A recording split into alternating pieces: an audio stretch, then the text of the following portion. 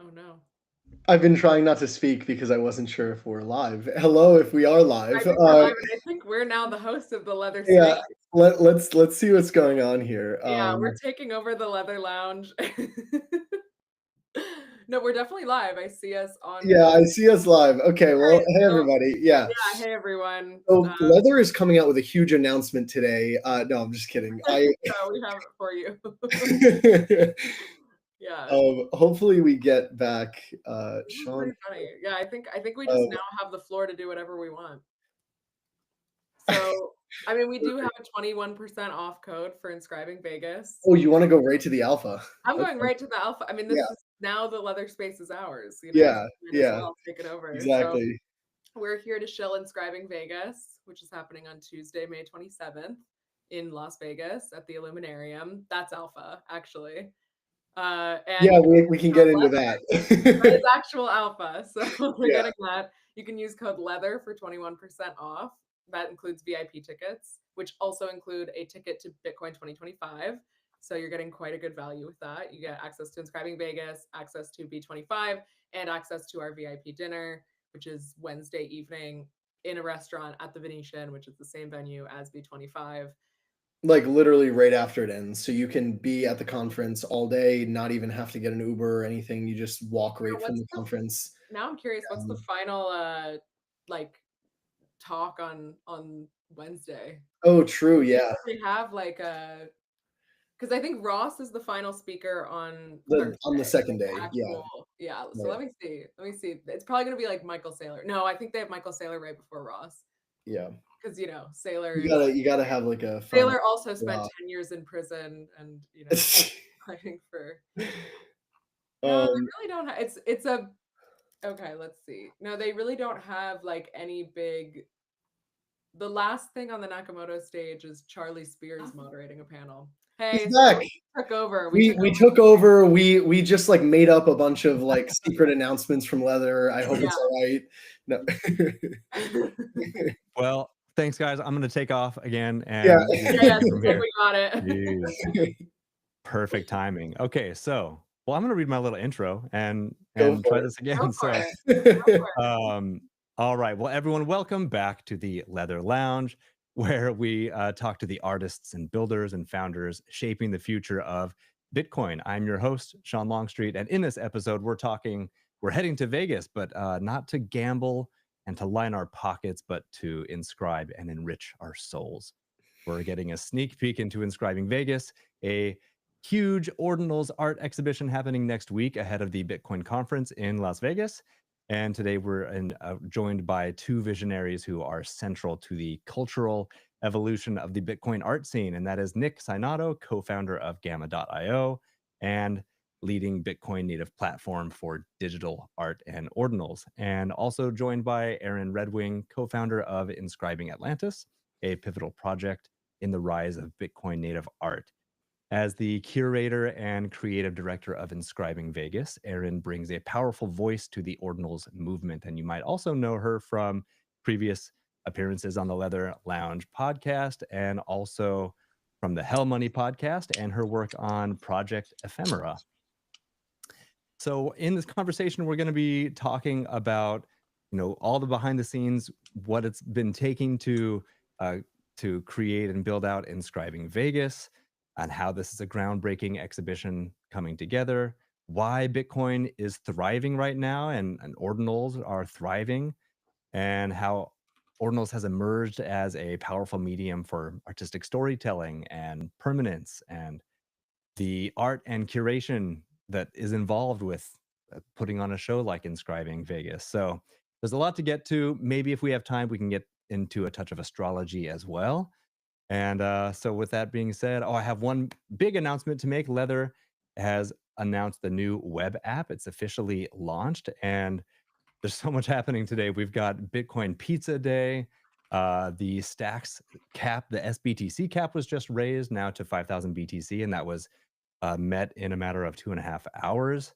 So everything that you need to connect to the Bitcoin economy is available to you now through Leather's new web app. So you can check that out at leather.io. All right. Welcome to the lounge, Nick and Aaron. Thank you for being here. Yeah. Also, I have to say, in the middle, if it looked like I was chuckling at what you were saying, I was just chuckling at Arthur's arrival because before the show we were joking about how Arthur was like driving in a tunnel to New York City or something, and his connection was going to be awful, and he wasn't going to come, and he showed up, and it kind of made me laugh because we'll see what he sounds like. But I'm glad he was able to join. Arthur, we're glad you're here. Let's get a little mic check. Yeah, can you hear me now? Ooh, Chris. All Absolutely. right, Crystal all right. clear.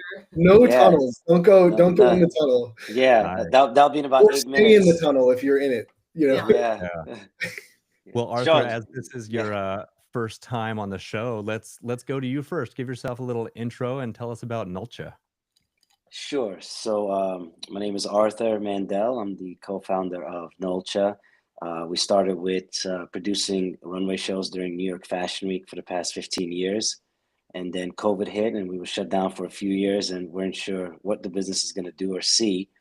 And we got into Web3, NFTs, and crypto. And from there, we kind of just took off within the crypto space, partnering with some of the largest conferences in the world. For example, last week we produced the event for opening night for CoinDesk at Consensus 2025.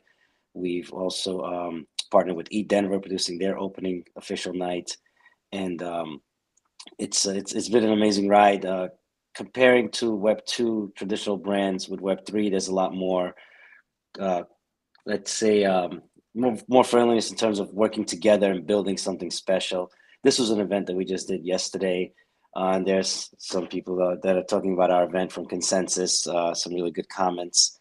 And so it's been a nice ride getting into this space, and we're here to stay.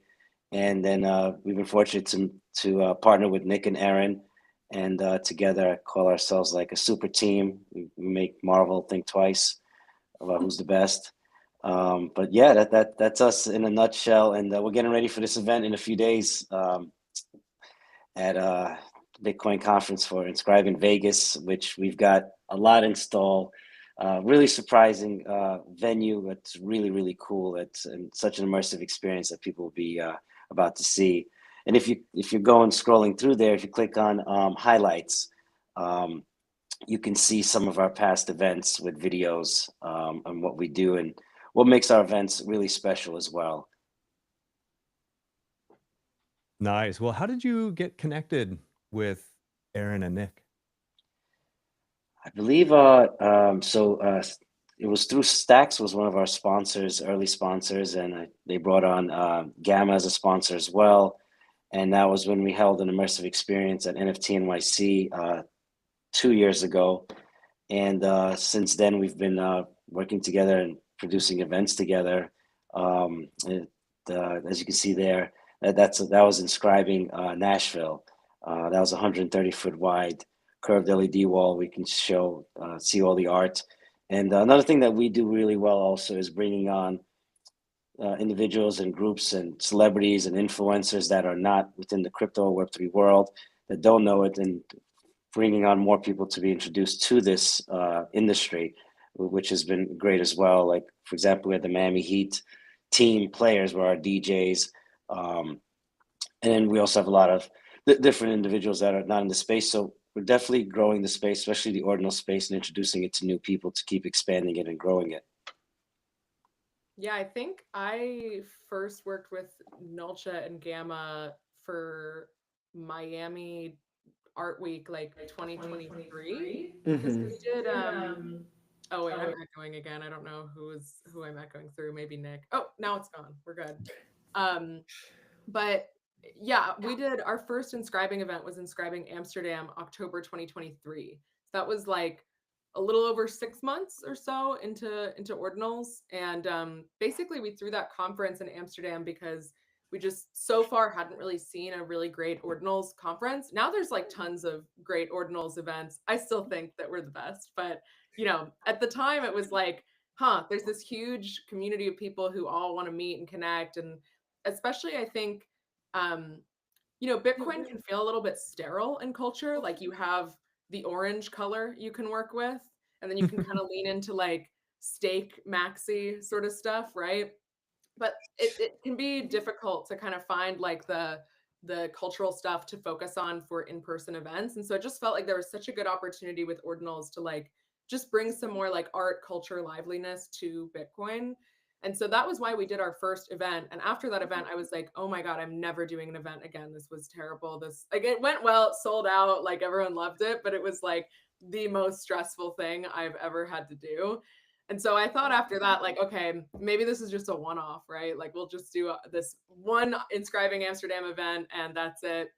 And then Nick attended that event. I think you spoke at that. We might have even met there. I don't It was a remember. that was a great event. It was very It nice. was really like OGs. It was also the first like Ordinals are dead, like bottom of the market kind of moment.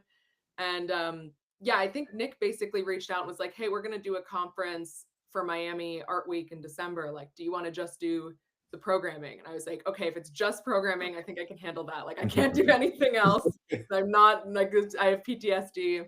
And then Arthur and Nick were just such great event partners. I feel like we all filled in like important parts. Like I do the programming, Nick and Gamma do all of like the art curating, and kind of Nick is very attention to detail oriented, so he does a great job making sure everything like looks great and comes together perfectly. And then Arthur is just like the king of logistics and coordinating everything. Like there's truly no one better. So it's, I think we've done like 3 or 4 events since then together. Miami. Well, if you include like the other like NFT NYC and stuff, True, yeah. not conferences, but yeah, it's probably like closer to 10.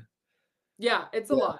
It's a Yeah. lot. So yeah, it's been a beautiful partnership. I often say it's one of my best collaborations that I've ever been a part of. So it's yeah, it's a great group, and it's like just makes it easy when everyone has a good role to fill. We all just like work together well, and I'm super excited for Vegas because obviously the other thing with events is you always go bigger. You know, it's never enough to just be like, oh, I've mastered this and this is how it should go. It's like you always have to add more, so you're more stressed.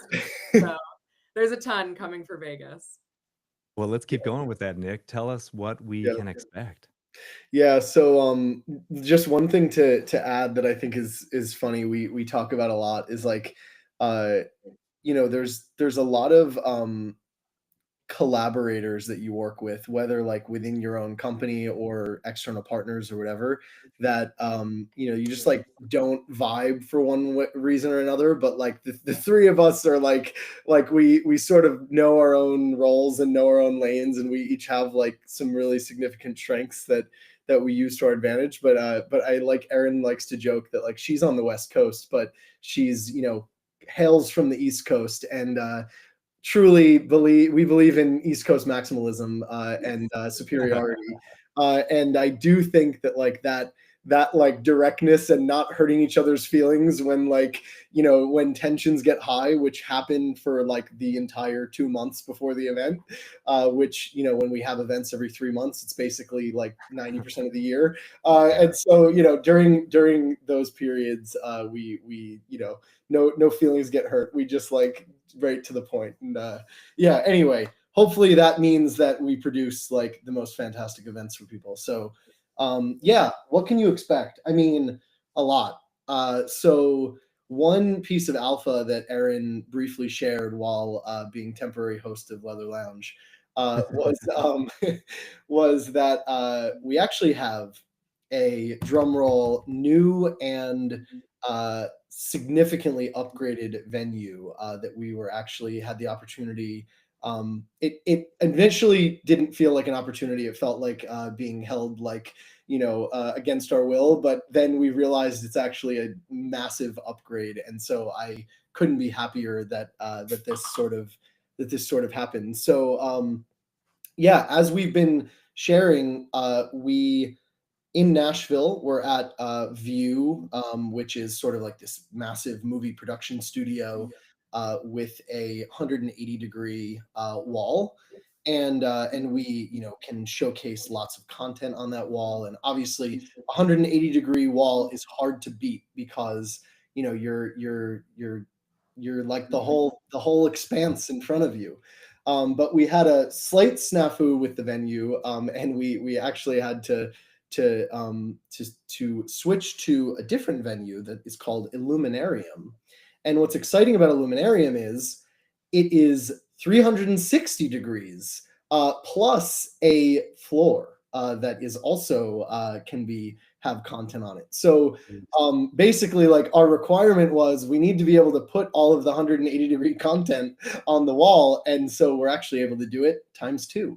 And so actually, it couldn't have been a better upgrade. And although we're stressed, we're really excited. And I think actually, as of like the last couple days, we are on really solid ground again, and we're ready for next week. So yeah, that's the first big piece of alpha. Well, this looks pretty incredible. Yeah, I'm it super is. immersed. It is really one of a kind. And what a great way. So, if we can just go into Bitcoin and art right now, because I think a lot of people are used to experiencing ordinals on a website or on their phone, and maybe it's small. It's going to be the first time they're experiencing and interfacing with some of these pieces. And Mhm. let's talk about the wide range of ordinals and art on Bitcoin. I know a couple years ago this was also fresh, and it was like very much limited to JPEGs. But tell us about like what are the current trends in ordinals right now? What's happening in the evolution of tech? And what are you expecting to see this year that maybe we haven't been able to see in years past?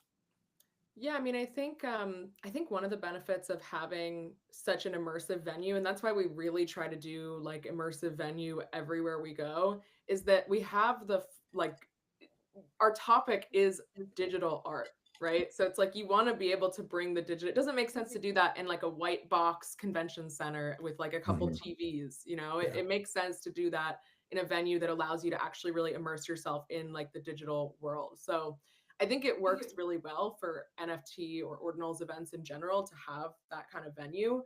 Um, and I think the kind of big thing that we're focusing on for this event, one of the things that's kind of new this time as compared to Nashville, is we have this second stage where there are workshops. So the Illuminarium, we have two separate rooms, both have like the full projections, floor, walls, everything.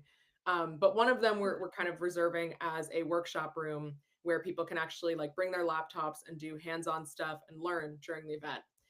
We have like a generative art workshop where we're going to have people demoing like very basic generative art tooling. You can like download a template from them and they'll go through and explain like what each line of code does. That's going to Wow. be Stephen Morse and Rabbi Gaines who are doing that one. Butoshi's doing an AI vibe coding workshop. So like I think everyone has been seeing Butoshi's content and being like, damn, I really need to like level up my game. Like I'm gonna be left behind. So like we're trying to expose people to that a little bit.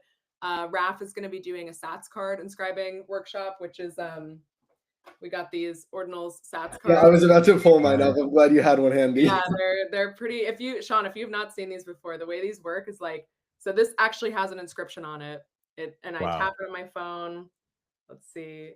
Yeah, it'll pull up a link to ordinals.com and you can actually see the inscription that's on here. And I have a cent on here right now, a cent card, if Wow. you will.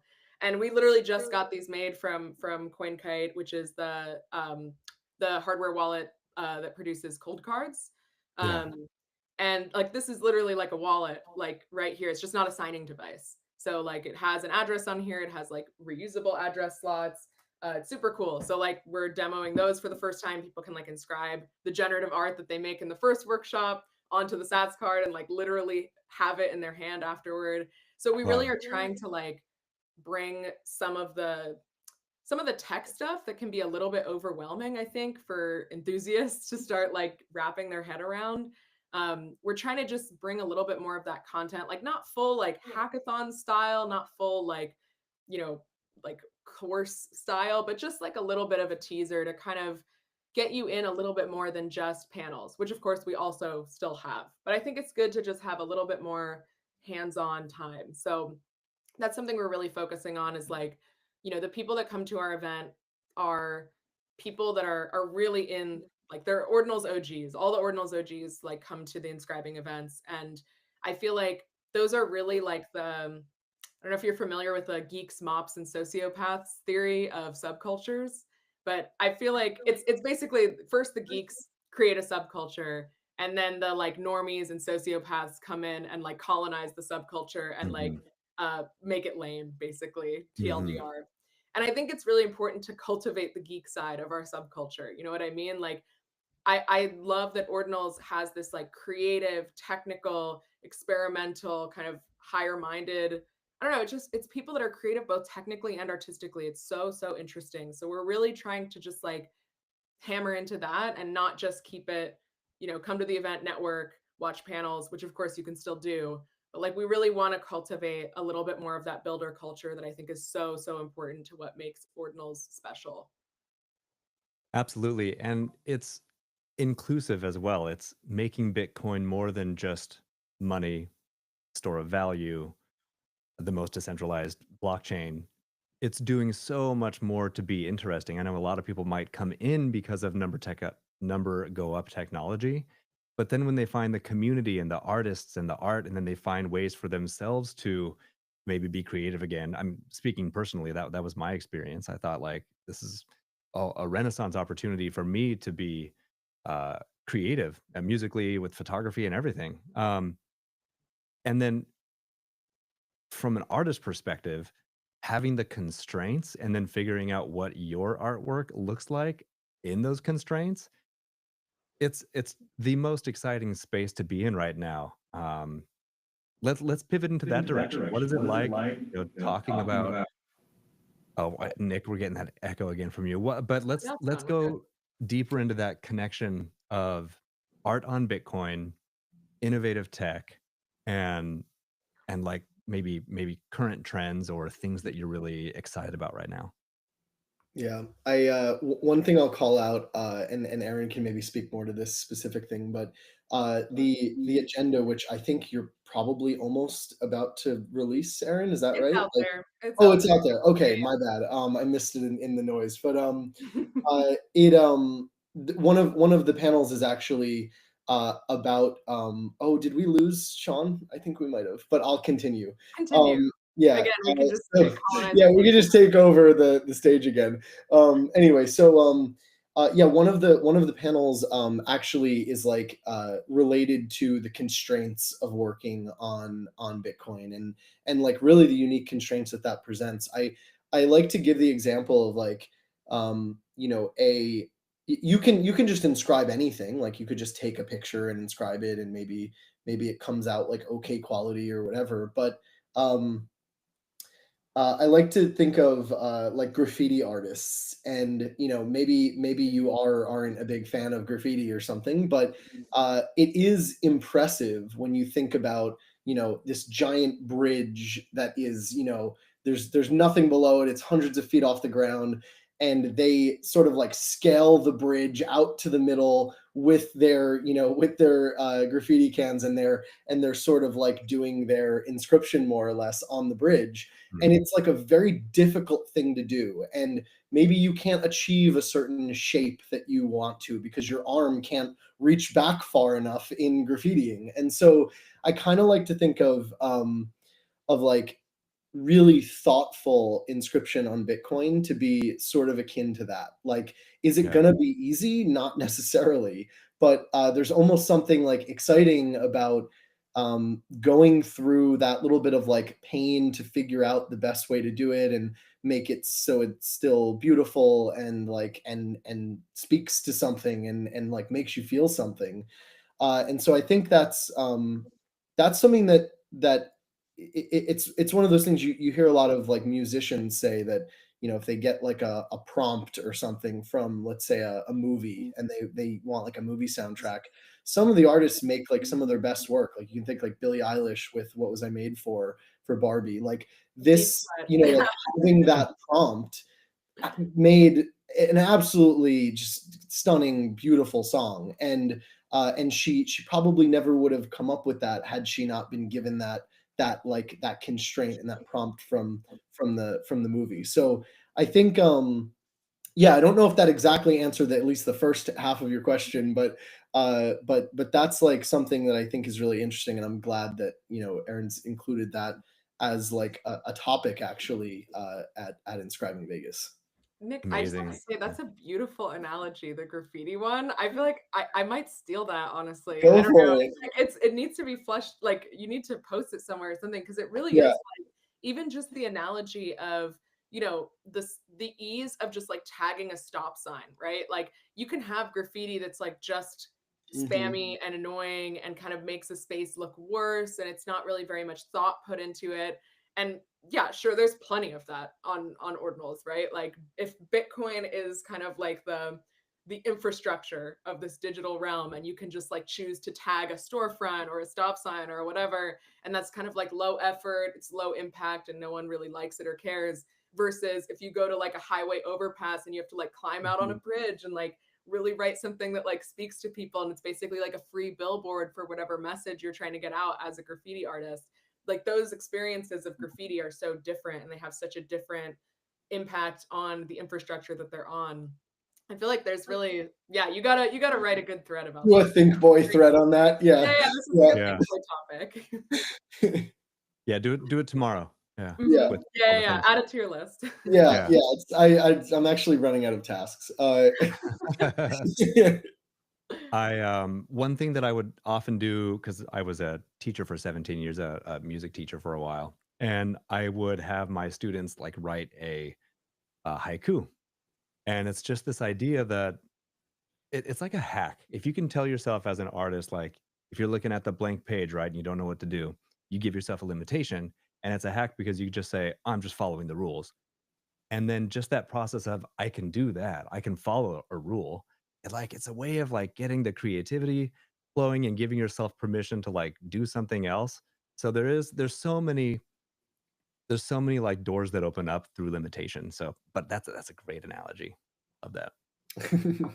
I wanted to ask about storytelling as well, because when you were describing this image, I had in my mind of someone, dangling from a bridge, putting their life on the line to make a piece of art. I can kind of get into anything Mhm. if the storytelling is there, right? And especially now with AI art, and you can just have a prompt make you kind of anything that might be visually like kind of stunning. Mhm. But there maybe it's empty of like a soul. And I think now more than ever, we do need that storytelling aspect. What do you think about that? Like, should art live on its own without explanation? Um, or is the answer both? Or what does story? h- how is art evolving now in the age of AI? And what does storytelling play in that? That's Yeah. Go a ahead, super Aaron. interesting question. No, Nick, you should take it first. You had a better answer. You had a great answer last time. Yeah. Well, I have to take one little playful jab at you because I can't help but think of that like meme that was going around like a year or two ago, and people were like storytelling NFTs, and that was the whole tweet was just storytelling NFTs, and it was like this whole meme. Anyway, I think there was a reason that it blew up though, because there is something to it as well, as much as like it can be a bit corny to say the phrase, but yeah, I totally agree. Also, I don't think that this was intentional because I'm not sure what we've been secretly working on behind the scenes at Gamma. But it actually we've thought about this a lot, and I think in the world of the proliferation of AI, it's an incredibly powerful tool, and obviously you have both like AI artists using AI, image generation models and video generation models and things to kind of help tell their story, and that's like one really interesting use case. Another one that's interesting to think about is someone who uses just prompting, like text prompting, and that's almost an art form in itself. Like Jack Butcher, for example, is somebody who, like, a lot of the pieces he's ideating so quickly that he can't possibly, like, paint a picture fast enough to communicate the idea. And in my opinion, he as an artist is about the idea and like simplifying an idea to its most like absolute, like most distilled, first principles, kind of story, I guess, if you use that phrase. So there's something even to that with AI tools. But on the flip side, to your point, it also is, allows you to just be completely low effort about it, and throw in a couple of words, or like just say, hey, Studio Ghibli style, like, you know, rip off this other art style that somebody else came up with. And there's of course like ethics and moral side of that, but there's also like, you know, the whether that is long-term collectible or not. And so anyway, why I bring up this sort of secret thing that we've been working on, is that I think as more and more and more and more supply gets created, we as a ecosystem and even as a world beyond that need a way to identify what is truly demanded, what is truly valuable, and what will truly like have lasting impact and be something that people don't just forget about in 15 minutes. And I think uh, the only real way to do that, or at least a major way to do that, is to kind of add that like thoughtfulness and that story into what you're doing, and really help, you know, like share that along with it, and show that this was something that you know, yeah, there is a soul to it, to use kind of the word you use. I think that that's a good way to describe it. So yeah, that's my ramble on it. Aaron, I don't know if that you know, if you thought of something more eloquent. Yeah, no, no, I thought that was great. I can give like a specific example, I think, because so one of the things that we're doing for Vegas is we're auctioning off the first piece of fun, which I think that is like the story of fun is why collectors will connect with it. Um, like so basically, for those of you who don't know, I want to share the Casey, screen here. Where's the best yeah, handle if you go to? to Oh, on dot megalith.art, film. Oh, Megalith. Yeah, go for it. on.film would show the whole Yeah. can show the whole collection if you want to look at the whole collection, which is definitely worth your time, but it also might show things that you don't want to show in the leather lounge because it's quite a provocative collection. I'll It say. is. I would say browse at your own risk in some ways, but megalith.art has just the first piece, which is the first piece that we're auctioning. And for those of you who don't know, Fun is a 1,000 piece inscription collection that was made by Parker Day and Casey Rodamore. And it was actually kind of part of what inspired Casey to make ordinals in the first place. So it's the first one. Yeah, it's an image of Casey. It's a really insane. This is a film photograph, unedited film photograph of Casey. Um, and there's 1,000 total. If you click on the name, it'll take you to the auction page itself. Yeah, Nice. so you can kind of get like a little description there. But basically, the story of Fun is so Parker and Casey went to high school together. They've known each other since they were like 15 or 16. Parker is a really talented film photographer, and her style is this kind of like weird portrait that almost seems like surreal and like it creates like a character basically just in the photo itself. And Casey was always trying to get her to make NFTs. I mean, starting in like 2017, he was like, "You really should make NFTs. Your work is very PFP like. Like, I think it would do well." And she did do a collection finally in 2021 called Icons on Ethereum, and it did really well. And so she was like, "Oh, okay, you know, I kind of get this world." She's not really a crypto person, but yeah, I Mm. just think that the art translates very well.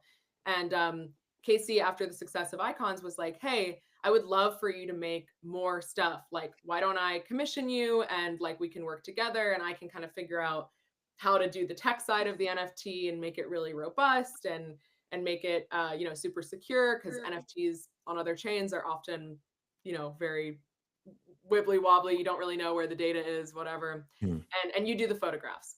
And Parker said, "Great." And Casey said, "Great." And Casey started looking into ERC 721 contracts and was like, "Oh my God, this is untenable. I cannot do this. Like, I can't do NFTs on Ethereum." And that was part of what started him noodling on ordinals because he was like, Wow. "Well, wouldn't it be great if I could do NFTs on Bitcoin? Like, that's really where I would want this to happen." And that's what made him start ideating about the idea. And over the course of, I think, 2 years, Parker took 1,000 photographs, 1,000 film photographs of 100 models, all have different props, different backgrounds, like different emotions. So the attributes are all on chain. They're all different for every photo. And basically created this super extensive, I mean, 1,000 film photographs is like crazy. Yeah. She did that over the course of 2 years, had a baby in there. You can see her cat is used as a prop and you can see it grow from kitten to like full grown cat throughout Huh. like the progression of the collection. And during that time, Casey was making ordinals. And so like they were both fulfilling their side of like the creative partnership, right? Wow. And he ended up inscribing Fun, I think right before the halvening, like in early 2024. They're all extremely high res. I don't even want to think about how much Bitcoin he spent inscribing that collection, honestly. They're all extremely high res images. There's 1,000 of them, and they're all grandchildren under inscription 0. So inscription 0 is at the top, and then there's the Fun parent, which is on the Daddy Please sat, which has since been burned. And then all 1,000 photographs are grandchildren under that. And it's the first time that like anything with provenance under inscription 0 has ever been publicly sold. Like this is the first time that like someone can actually own something that has provenance. Casey's done some private things here and there, but like truly to the public, like open for whoever bids the highest amount to get. And I feel like that is like, I mean, obviously you can look at that photo and be like, oh my God, Casey does kind of have WWE, like crazy wrestler energy. And like, you know, you can kind of get something from the photo itself. But I feel like the story behind the photo is really the thing that's resonates with collectors that are interested in it. You know, it's like, it's Ordinal's history in a way, and it's like a piece of that. So yeah, I think it's important as a creator to be able to tell that story, which is kind of what Nick was getting at in a more general way, and what Gamma's like working on trying to do is like you need to be able to connect with people on like the thing that's unseen as well. Obviously it's great if your art's just awesome and people resonate with it, but I do think like the humanity and soul aspect and kind of like putting it in the context of everything else, that's what makes things stand out to people. Yeah. So I had a word come to mind over the last 5 minutes, and that was ephemeral, you know, right? And to contrast that with the permanence of Bitcoin, you know, the art that is being inscribed on Bitcoin is forever. But the context of the art that is being put on there may change over time. Maybe something is fleeting and it may completely lose interest or context. Maybe it will come back in time. So with that word in mind, I wanted to pivot to Project Ephemera, Aaron, and check in with everything else that's happening on your side, because I know you're doing readings. You've had some pretty spot on like Bitcoin chart predictions. So maybe we can get a little reflection of like what you got right, which is a lot, and what is the what do the star charts say for the next year ahead? Oh, Sean, you're really plucking my heartstrings with that question. Yeah, so I mean, yeah, Ephemera, we actually just finished the collection with 333 pieces. So it's 333 individual dates on Bitcoin that we inscribed the exact planetary positions from the exact time that that sat was mined onto the sat itself. So we basically created a tether between Bitcoin block time and astronomical time. We did that in 333 individual places. That's, you know, there's holders of that collection and people get to like keep whatever, if it's the day you got married or the day your kid was born, or it's like, you know, Bitcoin pizza day or whatever it is. There's all these dates that are memorialized for all these different reasons. And it's a really special collection because I feel like when you talk about like context, basically what I wanted to do with Ephemera was create like an archaeological primary source document that could be referenced later in order to understand the time in which Bitcoin was happening. You know, imagine if Bitcoin someday, 1,000 years from now, is just like a really extensive like tabula rasa or like Rosetta Stone or whatever you want to think of it as on a hard drive. And there's archaeologists that are trying to understand like what was this, and they're like, oh my God, okay, this is a document of economic transactions, obviously primarily. You know, you kind of can understand the economy of that civilization, or at least the digital economy of that civilization. But then there's also like with inscriptions this whole cultural context, you know. And I just thought it was important to create a tie between natural like astronomical time, which is the only way of telling time if you're, you know, on Earth's surface trying to figure out where you are or when you are in the universe. I wanted to create a tether so that someone could understand it if they were trying to look back on Bitcoin. Yeah, it's just, again, this is just like constraints. Talk about constraints, right? Like this is like just a situation where, you know, I kind of realized like, oh, this could be a problem if we don't have this type of record in the future. Like, how can I make this record, and how can I make this record in kind of a decentralized way, you know, like open it up for anyone to decide what should be recorded. So yeah, that project is like super special, super like near and dear to my heart. And the holders all got one-on-one astrological readings with me that I mostly did in like January and February of this year, because I like to do year ahead. That's like I think that's when your mind is the most like, okay, what's going to happen for me this year? How do I need to plan my energy? What are the themes I need to focus on? And 2025 is a huge year astrologically. So I really wanted to just like prepare all of the people that were like tapped in on the ephemera wavelength. And the big thing was March and April being very difficult. March and April being like a tough time in the market, a tough time generally. And then after March and April, literally basically by May 21st, I think, was when things started to look up astrologically. And yeah, you can look at, I think we hit all-time high Bitcoin price yesterday. We got down to 75K, I think in late March or early April. And yeah, I mean, all I can say is like astrology works. Like it's something that I wouldn't track so diligently if it didn't have major like benefits to my understanding of reality. And yeah, it's been cool to kind of see things play out. There's this French astrologer, André Barbeau, who passed away in 2019. He was a big astrologer in like the 60s and 70s. And he was one of the, sorry, I'm totally derailing with interesting astrological information, but you asked for it, Sean. That's right. André Barbeau was kind of one of the first prominent astrologers of outer planet astrology, because the outer planets, Uranus, Neptune, and Pluto, were only discovered in the last 150 or so years. And so all the work done on the outer planets, which are societal, economic, larger term cycles, civilizational level cycles, all of that work has really been done in the last like 100 or so years. Like we're at the golden age still of outer planet astrology. And André Barbeau was like one of the first like really big voices. And he predicted the fall of the Soviet Union 30 years before it happened. He predicted COVID down to the month in 1995, I believe. And all these kind of predictions are you're able to do when you have these like longer term cycles.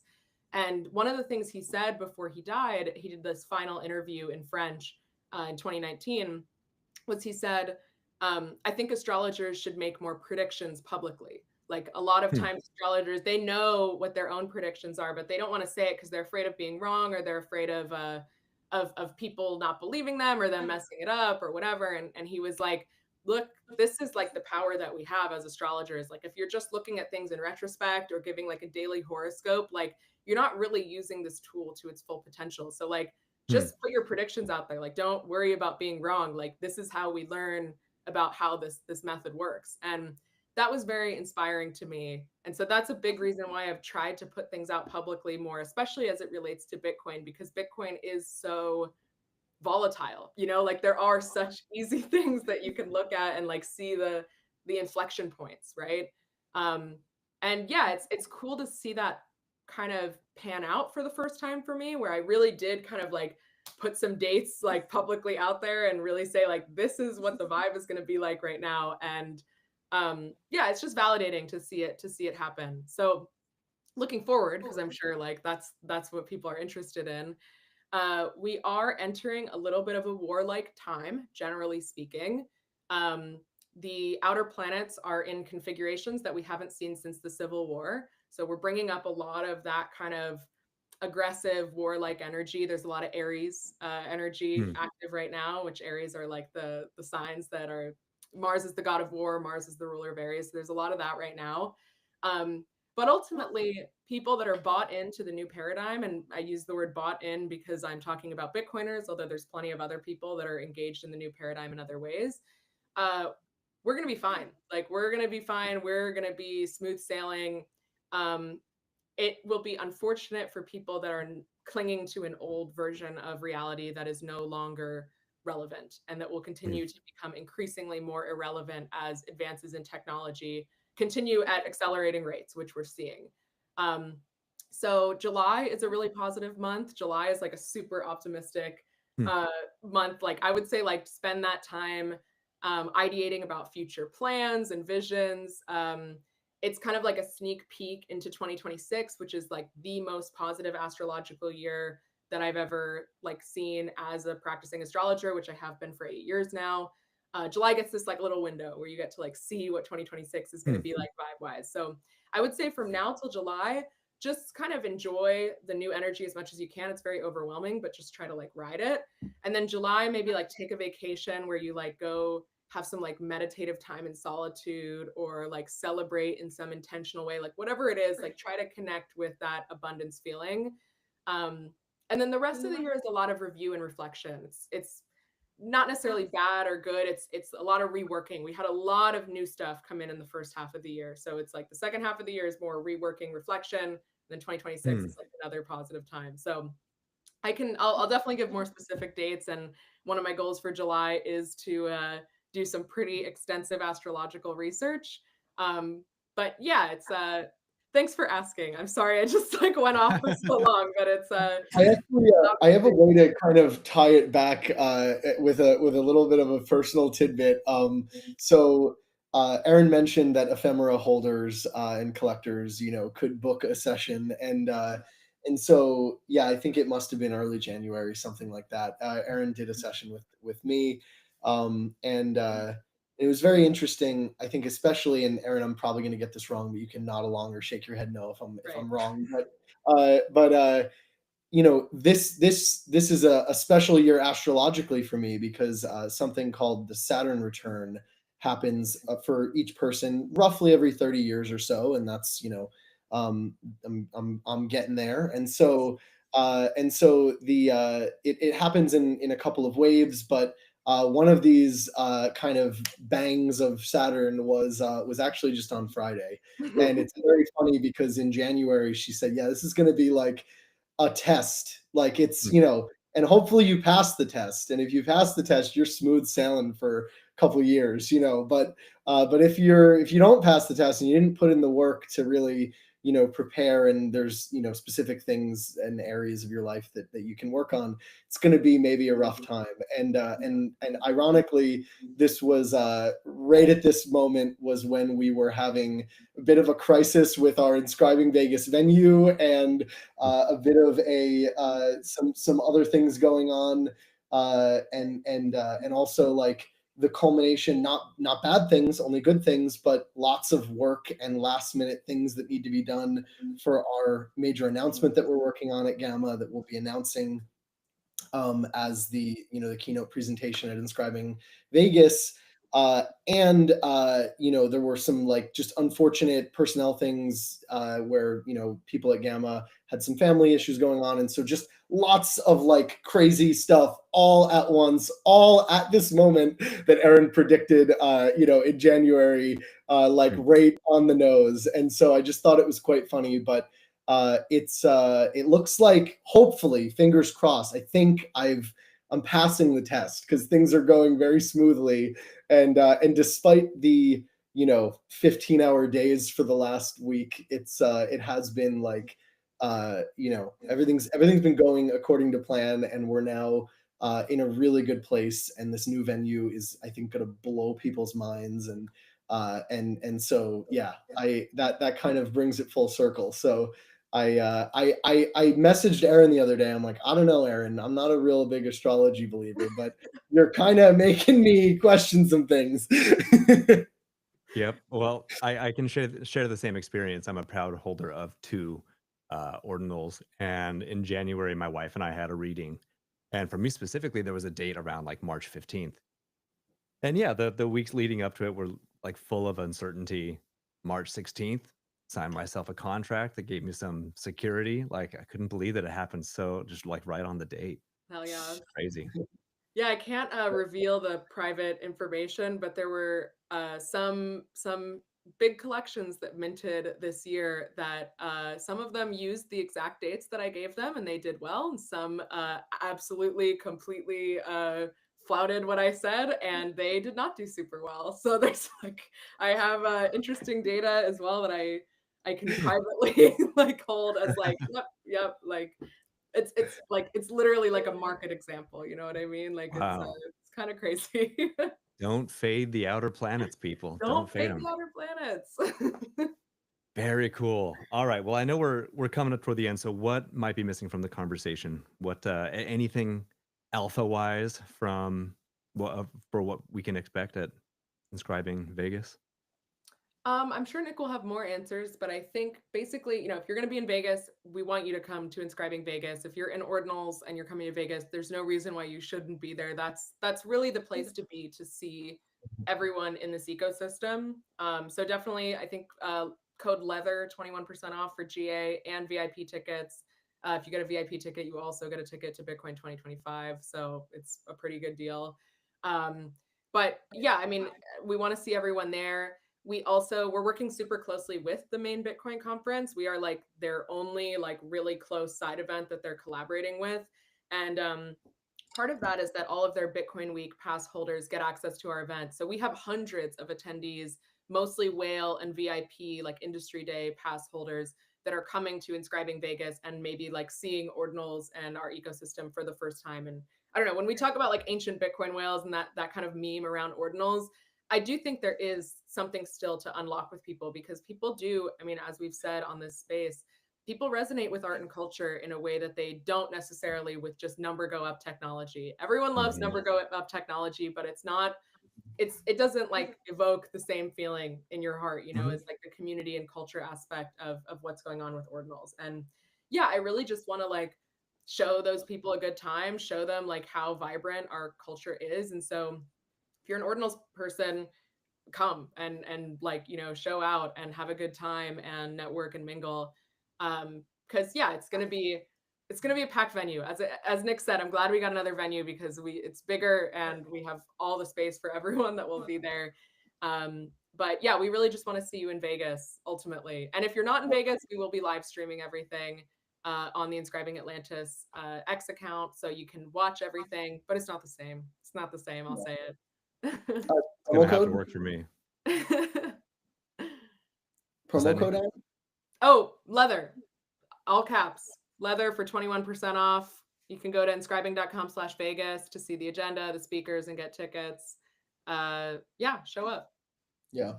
I have maybe a couple mentions. I mean, one thing, you just made me think of this, and I feel like I don't know if at least I've said this sort of like on a space or whatnot, even though we've spent a lot of time talking about Bitcoin conference proper and working with them as partners. But I have to say, like on the ancient Bitcoin whale side and like even the Bitcoin maxi side and whatnot, like I think a lot of credit is owed to Bitcoin conference and like David Bailey and like, Rizzo and the whole team over there and MCOs and others, like, because early ordinals, like there was, as those of you who have been around, like there was some really like hardcore resistance from maxis. And Bitcoin Magazine like came out strong, and they did, their historic covers auctions on Gamma, for example, very early on in ordinals. And that was both a important step for ordinals and a bit of validation that like an OG sort of like Bitcoin, marketing powerhouse was like kind of getting behind it. But also like, like they took a risk there. And honestly, I even remember conversations from when we did Ordinals Alley that first year with Xverse and us, and we did a gallery there. And I think they like lost some sponsors because they were doing ordinals. So it's like it wasn't even like just for financial reasons that they did it. And so now they're of course like reaping the benefits of that because they made a wise decision, I think, in embracing like the improvement. But yeah, I just like want to say a kudos to them, because like I do think that it's not a given that they would like champion it, and they have, and increasingly so. Like I think they were sort of like kind of getting their feet wet a little bit, and then like Aaron, for example, has like really strengthened like our event relationship with them over the last year or so.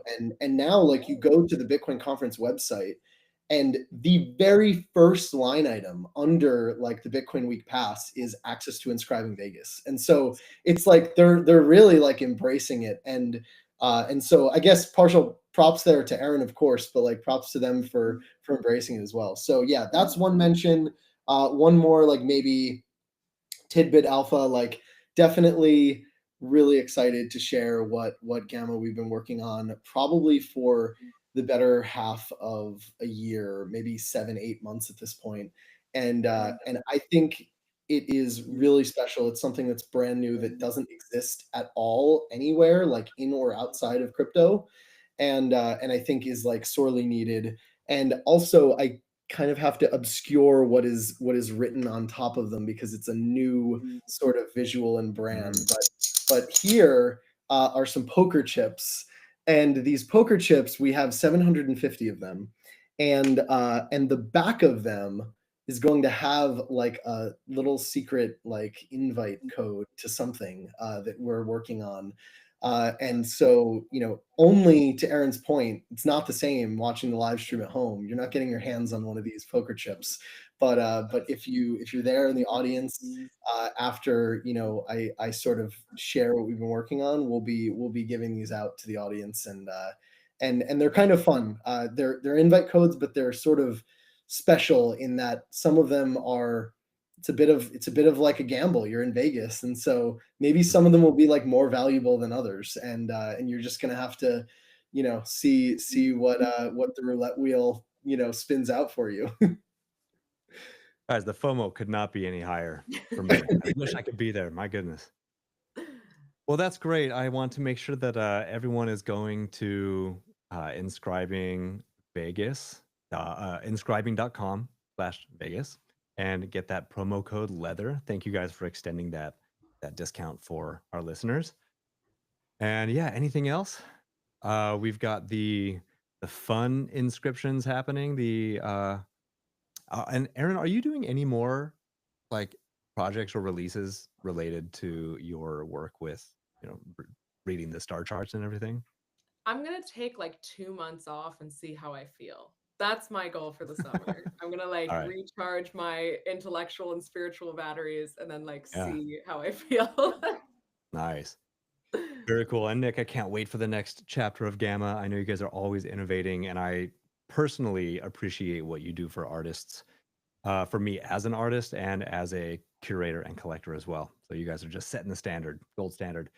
I really enjoyed this conversation, you guys. Thank you so much for coming here in a very busy time, because I know that you guys are running 1,000 miles an hour right now with everything. Well, So thank you for having us. Yeah, appreciate you having us. Always great to chat. And it No, was fun briefly like hosting the Leather Lounge Oh in yeah, your absence. I'll put it Yeah, on there. when you go back and watch the recording, I mean, maybe don't. We said some things that legal might not be happy about. No. it's good to know that it was in good hands. So yeah, Yeah. you're my first backups. Nice. Well, thanks again. Yeah, thanks again. And Thanks, we'll Sean. be back next week as always with some other. So this week was the launch of the new web app. Next week, something else is coming out. So do stay tuned. And we're going to be doing a live show in conjunction with Good for Bitcoin, the show hosted by Brandon every Friday, 2 p.m. Eastern from Trust Machines. So do stay tuned. We'll have a joint session next week, and there's going to be all kinds of stuff. So if you can't make it to Vegas, you're not the only one. We can all go through our FOMO together on our screens and experience it with the fraction of the joy, but nonetheless, we'll be able to be there in spirit. So thanks again, everyone, and we will see you next week.